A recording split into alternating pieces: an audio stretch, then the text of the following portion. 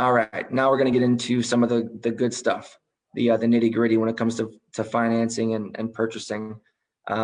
Again, I just want to kind of reiterate, this is kind of geared more towards someone who might not have a ton of money and wants to make their cash go as far as possible.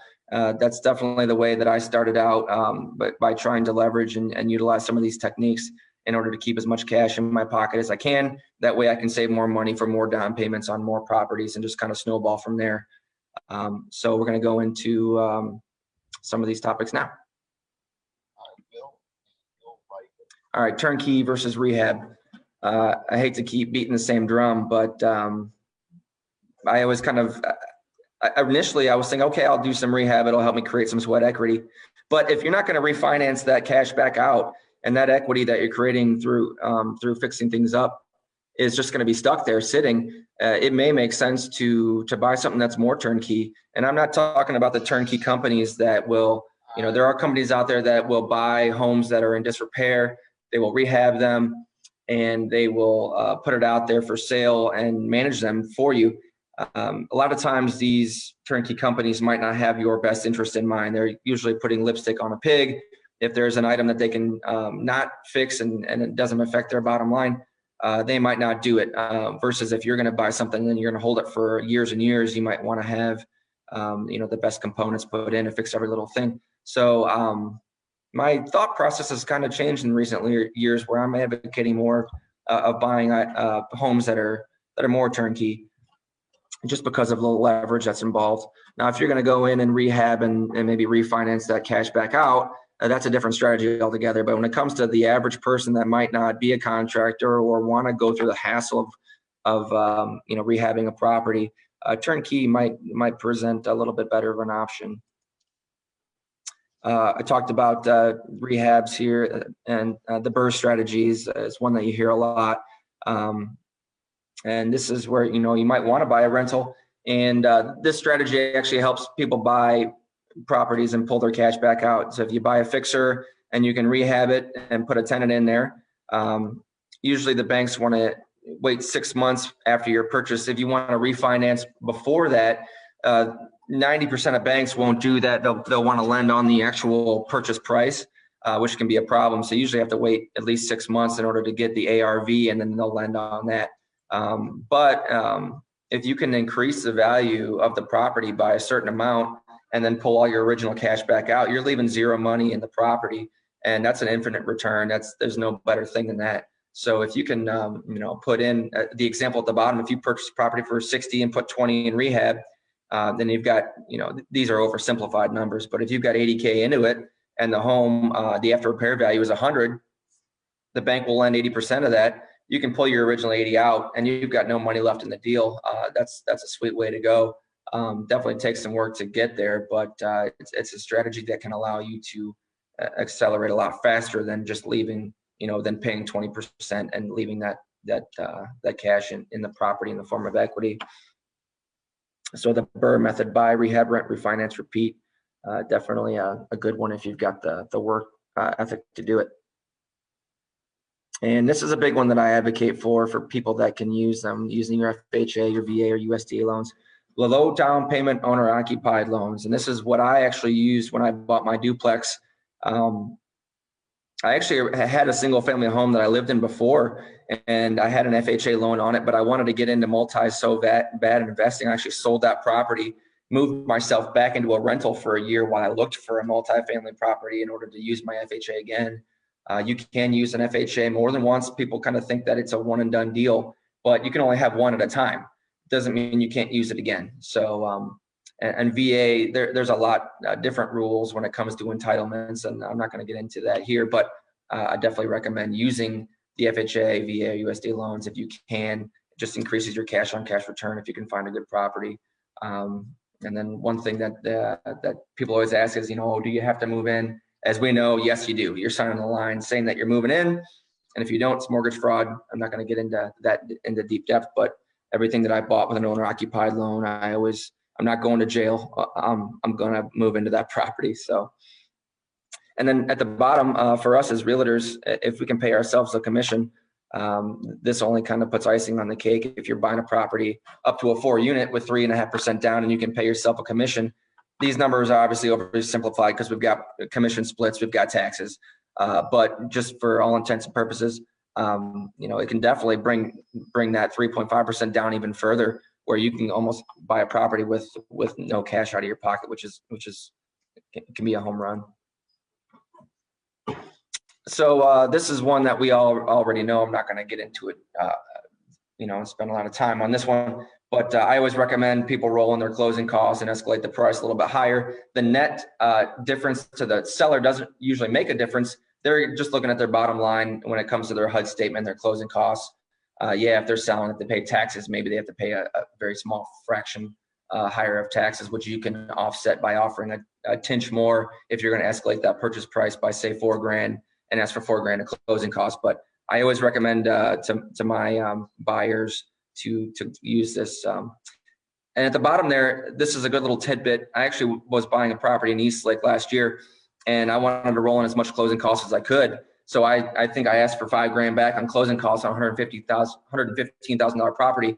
And then we got into it, and I had to actually renegotiate because, Greg informed me that they only lend on a certain, they'll only allow seller concessions of 2% on an investment property. So I actually had to go back in and inflate the purchase price, or actually deflate the purchase price a little bit, and ask only for 2% instead of the 4% or whatever I was asking for. So just kind of something to keep in mind and to ask your lender about when doing that. But I always recommend rolling those in. Yeah. Hey, Greg.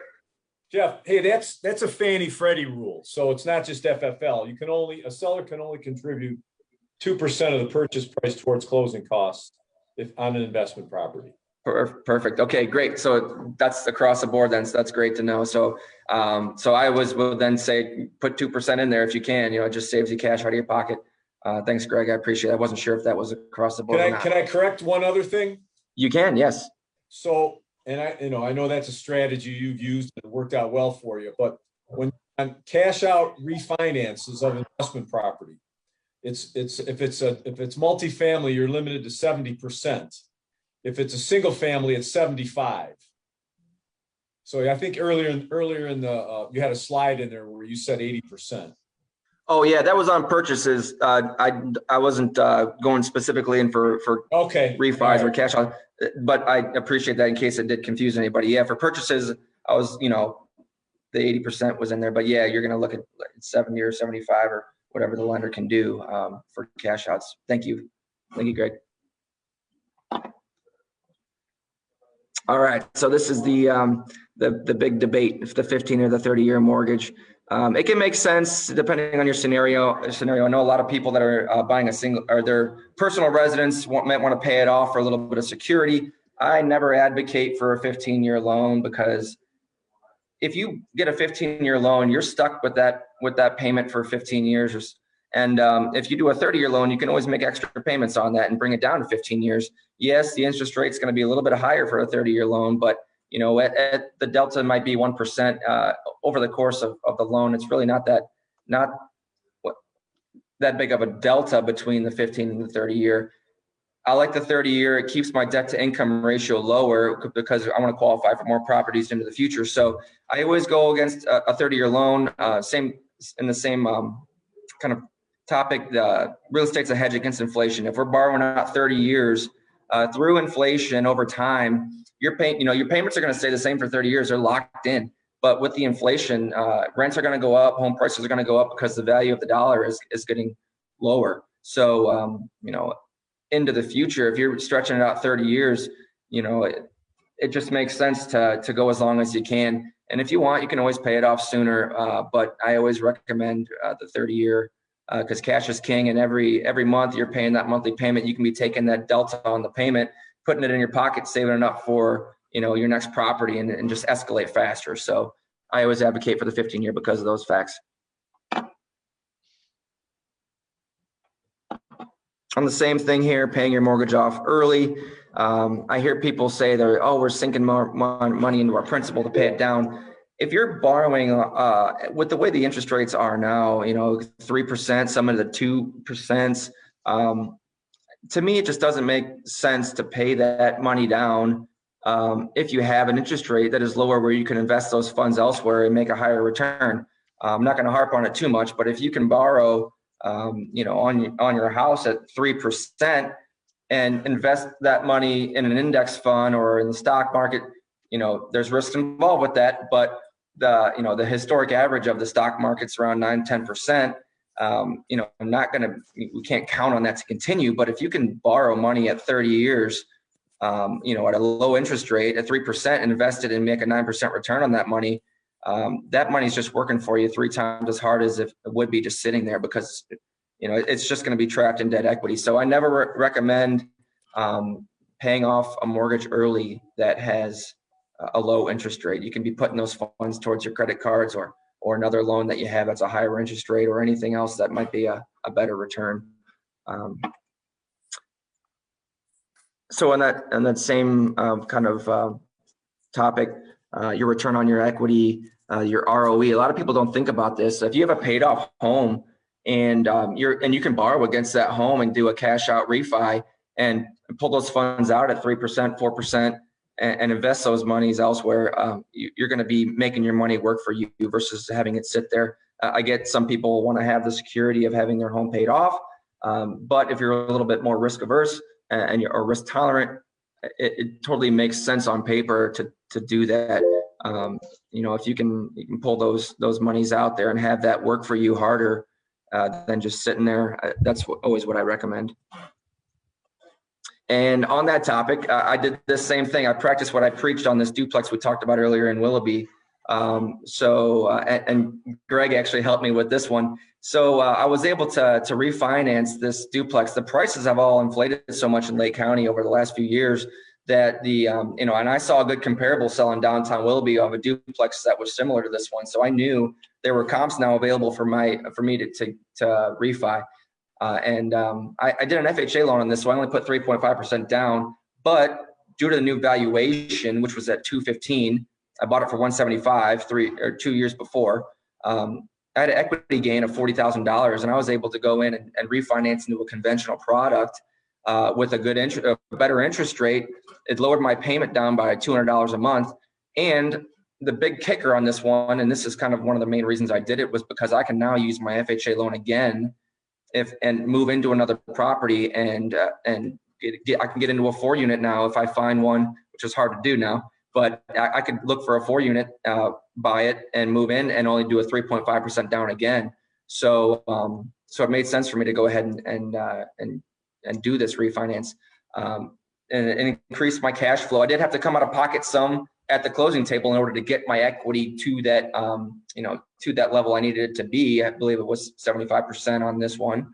So I did have to bring a little bit of cash to the table, but it made sense for me to bring that cash to the table because that's a lot less money I'm gonna have to put into a down payment on my next home when I do an FHA on another multi. So it kind of illustrates the power of appreciation too, because $40,000 in equity, that is just equity sitting there. It's kind of a ghost figure. It's not cash in my pocket, but that's 40 grand in 2 years is nothing to, bat your eyes at. So I'm not going to get into house hacking too much. That's the strategy I use on that FHA. I moved into it for a year and then I moved out after the year-long requirement, but there can be several different forms of house hacking, include traditional house hacks where you're doing a 2 to 4 unit.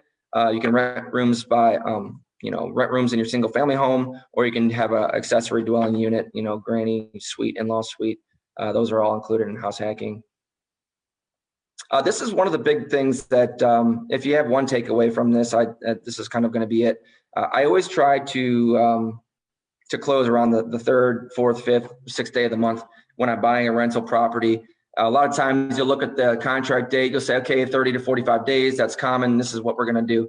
But when you're buying a property, the first payment is actually skipped for the next month. So if you can buy a property in the beginning of the month, you're giving yourself a lot more room. If you're buying a single family, a lot more time to get a tenant in there, then they're going to pay you for the next month. When you get to skip a payment, that's more money in your pocket. If you're buying a property that's already tenanted, say a 4-unit building, and you get those rents prorated back to you at closing. So if you're gonna purchase a property on the third day of the month, you're gonna take the entire rents, prorate those, and you're going to get that as a credit on your HUD statement back at the closing table. So that's just less cash out of your pocket that you have to come with. Same thing, security deposits, that's not money that you get. They are transferred to you at closing, that belongs to the tenant, so you can't really factor that in, but that is another consideration. And then if a property is not occupied, it gives you a lot more time to get that rented before you have a payment due. This is one that kind of is targeted more towards us as agents, paying yourself a commission or not. Now, it can go either way. There's a lot of idiosyncrasies involved, and I'm not covering everything. It's oversimplified here because we have, our broker splits, unless you're capped, and then, you've got your taxes to pay. But I always try to inflate the price and actually pay myself a commission, because if you invest those funds, even after your split or taxes, and you invest those at a better rate of return versus the 3 or 4% you can get borrowing that cash, you're going to make more money in the long run. So I'm just going to kind of breeze over this because we've got a lot to cover in the next few minutes before we hit the noon, but I recommend that. LLC versus personal name. This one's a big debate. I'm just going to kind of go into what I do. It is kind of harder to qualify with an LLC versus your personal name. Banks want to see some income for the business, and if you're setting up a brand new entity, then you might not have that history. It does offer some protections, but how I do it, and this is just me, I'm not saying this is the best way to do it. I actually just keep everything in my personal name because it's easier to qualify. You get better interest rates, and what I do is I keep everything in my personal name and have an umbrella policy that covers me over and above the limits of my regular insurance. Should anything happen, I always, mitigate the risk and just practice good ethics and operate fairly and cover yourself. I pay about $300 a year for $1 million in extra coverage on my umbrella policy. I'm going to kind of go a little bit faster here since we're coming down on time. So if I breeze over anything, I apologize. We're going to go into deductions now for taxes. Depreciation, this is one of the big things that not a lot of people consider. Depreciation of the home is what the government allows us to do in order to claim, depreciate the home over time. The home the home is going to devalue over time, as they say. In actuality, we know homes appreciate, but the government allows us to depreciate the property. So when you're factoring this in, you can take a loss on your income on a ghost loss. Really, it's not a loss on paper it is, but in actuality it's not. So what you do is you take the market value, the county separates it into two improvements and the land value. The improvements, you take that value and you divide it by 27.5 for residential. It's a longer term for commercial. And then that is whatever your division is, that's what you can take as a loss on your taxes for that year. So it can actually push you into a loss, which is actually beneficial to you. So that's just a quick and dirty example at the bottom. This may or not apply to you if you have a W-2 job. You can actually, and if you have it structured right, you can actually take some of the losses that you have on your rentals and offset your W-2 income. There's a lot of certain rules. You can only go up to 25 grand, and you have to, be actively participating in the property. You can still actively participate even if you have a management company in place. But there's certain rules, and you have to make under $100,000 in order to take that fully. It phases out at a 2-to-1 ratio until you get up to 150 grand in W-2 income, and then you can't take those losses. So it can help you decrease your taxable income, which can save you money. And what it might apply to everyone that's watching this is the real estate professional status. If you happen to be a real estate professional and you spend more than 750 hours participating in the trades, you can actually take higher than 25K in losses if you have them. And this actually, one thing that's a big kicker here is if you're married and filing jointly and you're a real estate professional and your spouse has a high income job, you can actually shelter some of that income with rental losses just by you being a real estate professional. So I'm not going to read all the slides and all the little caveats that come along with that, but that's just the general premise. repairs or improvements, you can't take everything that you put into your property and take it that loss in a year. So say you replace a roof, you can't take that $10,000 and just take it as a loss in 1 year. That's actually something that adds to the cost basis of the property, where you have to actually depreciate it over time. There's certain rules that the IRS has on regards to what's a repair or an improvement, but just know that if you have a big say a roof replacement, good example, you might not be able to take that all as a loss in 1 year. There are certain exceptions to this rule, and I'm only going to talk about the de minimis one at the very bottom in the next few slides, but there are some exceptions to this. And at the very bottom, I'm not going to read this slide, but if it's under $2,500 for an item, then you can actually take that in 1 year. A perfect example, I just replaced a furnace in my duplex. The bill happened to be $2,400. So even though that is something that's a betterment for the property, I'm allowed to take that as a tax write-off in the first year because it meets the de minimis safe harbor rule, which is a good thing. Initially setting up a new property, you may think that all the repairs that you do are tax deductible in the first year. It might not be, depending on when you advertise the property for rent.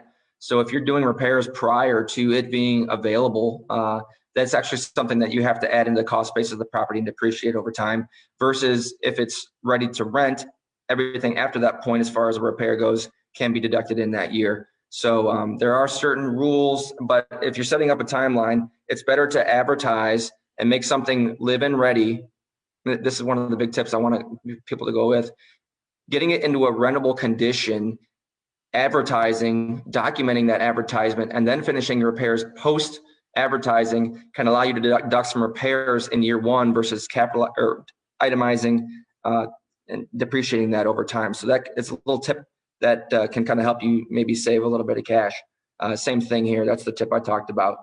It might take you a little while to get a tenant in place. So if you can advertise it and it's rent ready, livable, and put it out there and then complete your repairs, that makes a difference on your taxes. All right, we're getting towards the end here. I might go about 5 minutes over or so, but here's just a couple examples of homes in Lake County that I analyzed, and I go into the cash flow projections. This house is actually over near where I live in East Lake. I believe this one was on Plymouth, kind of near the lake out there, but I went over there and did an analysis of what I think it might get, because I was looking at possibly purchasing it. Potential rents being $1,200. I go through all of my repairs, my PITI, I factor in vacancy, capital expenditures and maintenance, property management, and utilities. Came in with $80 cash flow. Now on a 20% down, with all the closing costs involved, putting down $33,000 in order to purchase this property, only getting $80 a month in cash flow was like 2.9% cash on cash. Not very good. It might be a little bit better when you factor in appreciation and debt pay down. And this property happened to be a little bit newer, so I didn't have to worry about all the old stuff we talked about earlier, asbestos, lead-based paint, all that good stuff. But in this case, I passed. And it just kind of shows why. These are actually snips of a Facebook post that I put on my Facebook. That's why the format's a little weird. One more that I passed on, kind of going through the numbers. This was one, I think, on Dolores over off of Lost Nation in Eastlake. It was Dolores or one of the streets really close to it. But in any case, same kind of figures. I ended up not going with it. The cash on cash return was basically zero. It's like $100 or $12 a month after everything that I accounted for with what I think I could get in rent, which is about $1,250. So I didn't go with this one. Just kind of some reasons why. This one sold in 2 days. Not saying it wasn't a good for somebody else that was buying it for a personal residence, but if it's not going to make money, you don't want to get into it. If it's just going to be negative cash flow, then there's no point. It's better not to buy a property at all if you're going to have negative cash flow. All right, and here's one that I did buy in Eastlake. This one's over on 348th Street in Eastlake. I bought this last spring, I think around April timeframe, right when the virus was hitting. And I did have to do some rehab. The home was not exactly cleaned up, broom clean as we expect them to be. You can see a picture there on the top right that'll kind of make you cringe. This guy had interesting cooking methods, and it created sludge all over the kitchen. When I got in there, it was just disgusting. You can see all the sludge that was built up on top of the cabinets. There was thousands of cigarette butts in the yard. So I went through and cleaned everything up. It didn't really cost all that much, but I did have a little bit of a light rehab to do. But the numbers made sense. I had to find an excuse to put a picture of my dog in here. This is during the construction, or not the construction, but the kind of the rehab that I did, light rehab. But you can see the numbers that I put down there. It rents for $12.50 a month. I actually got a 2-year lease on this one, which is going to minimize my vacancy a little bit. But going with the CapEx of 5%, maintenance of 5%, the CapEx was lower because it's a 2006 built home, so everything is a lot newer, which is great.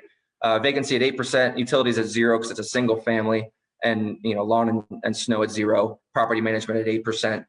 I take all those figures down, and it comes up with $260 monthly cash flow, which if you take that, annualize it, and divide it by my my total cash out of pocket when I bought it, I put 20% down, and I took the rehab and put that in there as long as it was a closing cost. It comes up with an 11.3% cash on cash return, which is really good, especially for a newer home. And so this slide you can kind of see the little bit of a light rehab I did in the kitchen there. But on top of the cash on cash at 11.3%, we've got the appreciation, the debt pay down, the leverage, and the tax advantages. So this one was kind of a home run. I would buy this all day. I bought it for $113.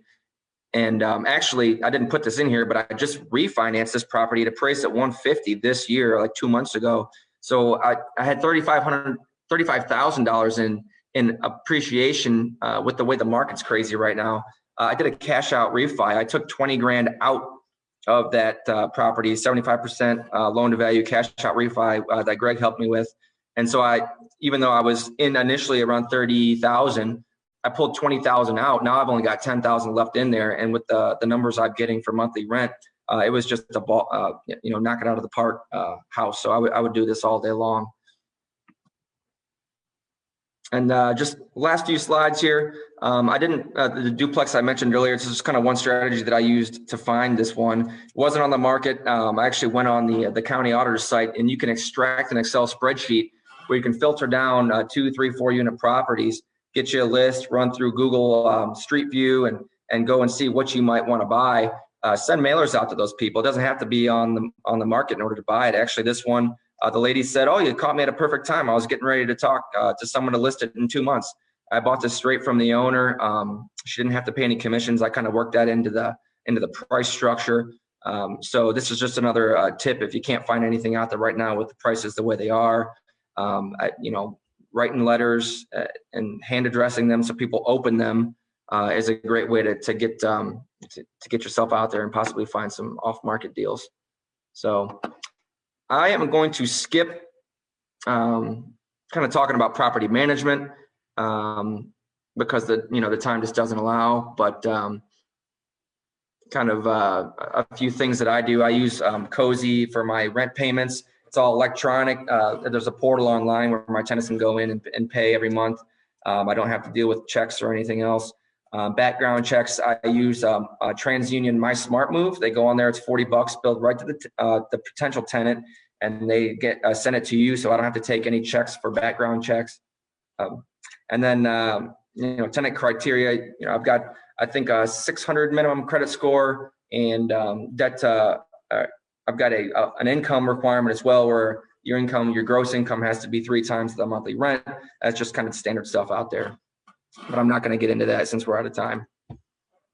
So one other thing I advocate for is listening to podcasts. These are all the podcasts I kind of listen to on a weekly basis.